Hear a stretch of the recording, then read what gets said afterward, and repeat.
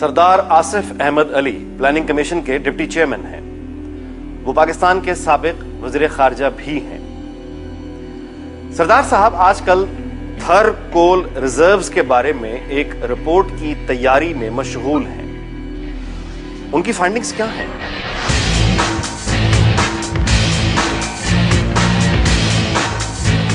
بند file team پہنچی ہے لاہور کے علاقے گلبرگ میں واقع سردار آصف احمد علی کے پرائیویٹ آفس. یہ پاکستان پیپلز پارٹی کے ہر دور حکومت میں مختلف وزارتوں میں وفاقی وزیر کی حیثیت سے کام کرتے رہے ہیں.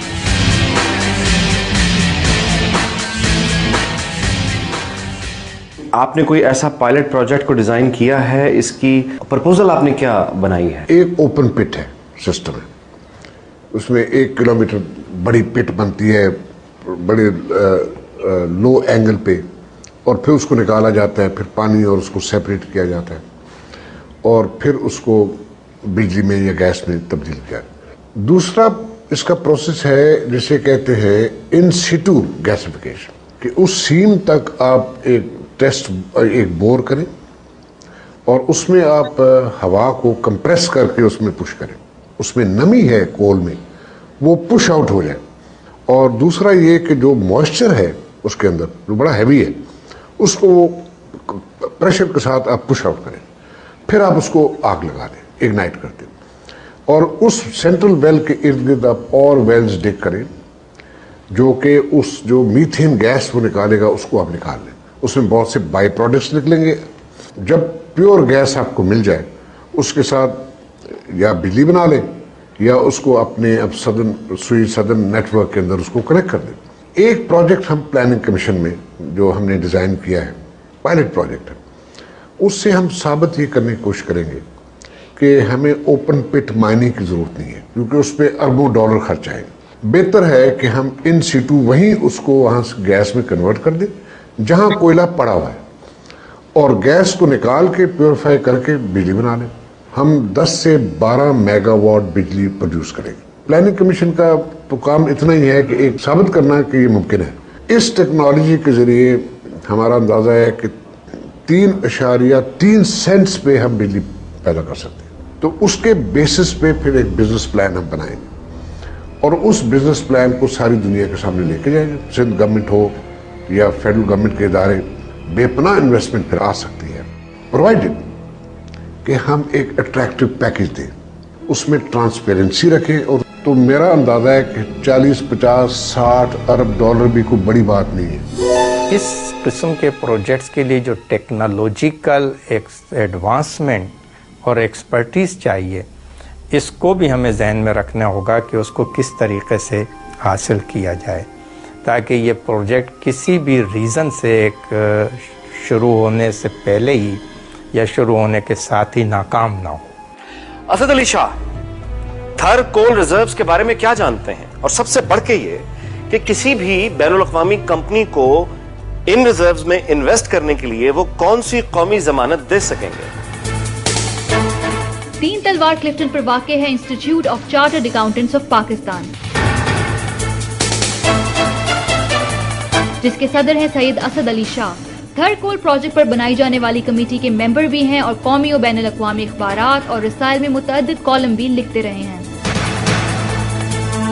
تھر کول انرجی بورڈ بنایا گیا which is a kind of a partnership working together of the federal and provincial government. کیونکہ this is going to be between 2.5 to 3 billion dollars project. Foreign investor جو ہے اس کو ہم مزید یعنی کیسے اٹریکٹ کر سکتے ہیں؟ بات یہ ہے ہم تو کہہ رہے ہیں کہ انویسٹر ہونا چاہیے، فورن ہو یا لوکل ہو، اس سے فرق نہیں پڑتا. اس کا ٹائم فریم ہم کتنا دیکھ رہے ہیں؟ پہلا power project 5 years, 6 years, 4 years. I think it should be between 5 to 6 years. اچھا، اب 5 to 6 years اگر آپ کی گورنمنٹ ہی نہیں رہتی، 5 سال یا 4 سال کے بعد جو کہ بیچ میں جو انویسٹر باہر سے آ رہا ہے یا لوکل ہے، اس کو آپ کیا ایشورنس دے رہے ہیں، کیا گارنٹی دے رہے ہیں کہ آپ کی حکومت کے ساتھ یہ معاہدے کینسل ہو جائیں گے اور ان کے ساتھ بھی وہی حال ہوگا، وہ پھر بیچارے واپس چلے جائیں گے؟ کوئی بھی گورنمنٹ، اگر یہ گورنمنٹ مطلب نئی گورنمنٹ بھی آ جاتی ہے تو جو انرجی کا پاکستان میں کرائسس ہے اس کا کوئی اور سلیوشن ہے ہی نہیں.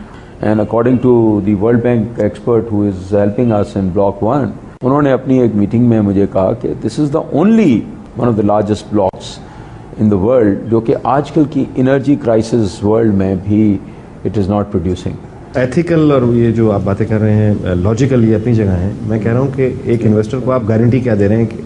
گارنٹی دیکھیں، گارنٹی ایشورنس کیا کس طرح کی کہ ایک پروجیکٹ اگر وائبل ہے، فیزیبلٹی ہو جاتی ہے، اینڈ گورنمنٹ کی کمٹمنٹ جو ہے اور انفراسٹرکچر گورنمنٹ اتنا انویسٹ کر رہی ہے وہاں پر انفراسٹرکچر. آپ اگر گئے ہیں وہاں پر تو آپ نے دیکھا ہوگا کہ اچھے خاصے روڈز وغیرہ وہاں پر بن گئے ہیں.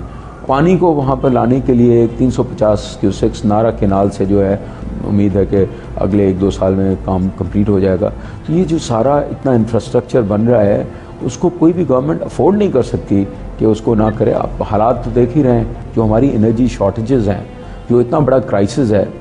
ہمیں یہ سمجھنا چاہیے کہ یہ رزلٹ ہے جو ڈیسیشنز ہم نے 5 اور 10 سال پہلے لیے تھے، کیونکہ اسٹریٹجک ڈیسیشنز کا جو آؤٹ کم ہوتا ہے وہ 5, 10 سال 20 سال کے بعد آتا ہے. بند فائل کو ملنے والی اہم اطلاعات کے مطابق سندھ حکومت کی تمام کوششوں کے باوجود وفاقی حکومت کی ٹیرف پر اعتراضات، بیوروکریسی کے روایتی عمل دخل اور سرخ پیتا کلچر نے اس پروجیکٹ پر منو مٹی ڈالی رکھی، جس میں شاید تیل مافیا نے اپنے مبینہ مفادات اور کمیشنز کی خاطر نئے ہائیڈل پروجیکٹس کی طرح کول پروجیکٹس کی فائل بھی کھلنے نہ دی. سرکاری اعلانات، روایتی کارروائیوں اور سیاسی مقاصد سے بات کبھی آگے نہ بڑھ سکی، اور کسی کو یہ نہیں معلوم کہ حال ہی میں اس پروجیکٹ سے متعلق قائم ہونے والی امیدیں کب خطرے میں پڑ جائیں. نالائقی اور نااہلی کسی کی میراث نہیں ہوتی.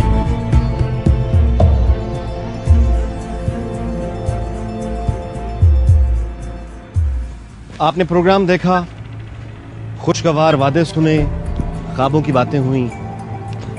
ایسے ہی وعدوں اور خوابوں سے ہماری تاریخ بھری ہوئی ہے، لیکن پھر وعدے ہی رہ گئے اور خواب بجھتے چلے گئے. قدرت سے شکوہ کیا کرنا، اس نے ہمیں اپنے ذخائر سے مالا مال کر رکھا ہے. ہماری کارکردگی سے قدرت کو البتہ ضرور شکوہ ہوگا. ہمیں یاد رکھنا چاہیے کہ جو لوگ نعمتوں کی قدر نہیں کرتے ان سے نعمتیں چھین بھی لی جاتی ہیں. کیا ان ذخائر کو بھی سیاست، افراتفری، چیخ و پکار اور ادنا مفادات کی بھیڑ چڑھا دیا جائے گا، یا ہماری قوم کی قسمت آخر کار جگمگائے گی؟ اس سوال کا جواب تو آنے والا وقت ہی دے گا. لیکن ایک بات طے ہے، اگر وہ لوگ جن کے ہاتھوں میں ہماری تقدیر ہے، ہم صرف ان سے امیدیں لگا کر بیٹھے رہے اور وعدے پورا نہ ہونے پر روتے دھوتے رہے، گلے شکوے کرتے رہے اور عوامی نمائندوں سے ہم نے حساب نہ مانگا، تو ہمارا مستقبل بھی ہمارے ماضی جیسا ہی ہوگا. اگلے ہفتے پھر ملیں گے ایک اور بند فائل کے ساتھ.